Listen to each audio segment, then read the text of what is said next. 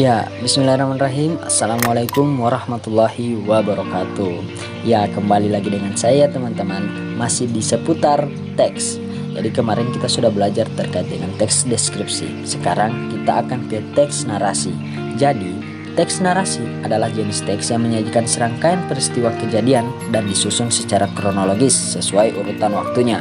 Peristiwa itu bisa benar-benar terjadi, tetapi bisa juga hanya hayalan saja.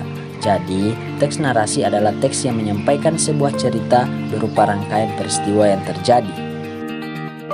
Ya, teman-teman, sebuah teks dapat dikatakan sebagai karangan narasi jika memenuhi ciri-ciri berikut ini. Yang pertama, teks berisi tentang cerita, kisah, dan peristiwa tertentu yang menggunakan gaya bahasa naratif. Yang kedua, cerita memiliki alur yang jelas dari awal hingga akhir cerita. Yang ketiga, terdapat suatu peristiwa maupun konflik. Yang keempat, memiliki unsur pembentukan berupa tema, latar, alur, karakter, dan sudut pandang.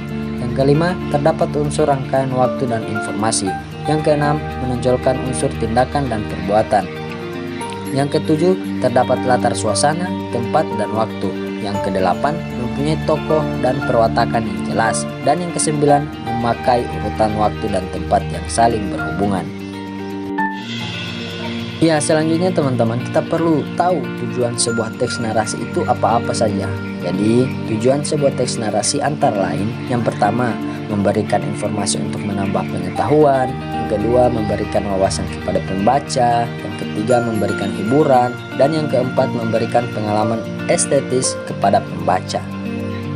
Ya, jadi di sini juga teman-teman ada struktur teks narasi. Apa saja teman-teman? Struktur teks narasi terdiri atas hal berikut. Yang pertama ada orientasi, yang kedua ada komplikasi, yang ketiga ada resolusi, dan yang keempat ada reorientasi. Ya, jadi mungkin itu materi terkait teks narasi teman-teman. Nanti kita akan berjumpa lagi di teks-teks berikutnya. Saya Arvalinho, terima kasih.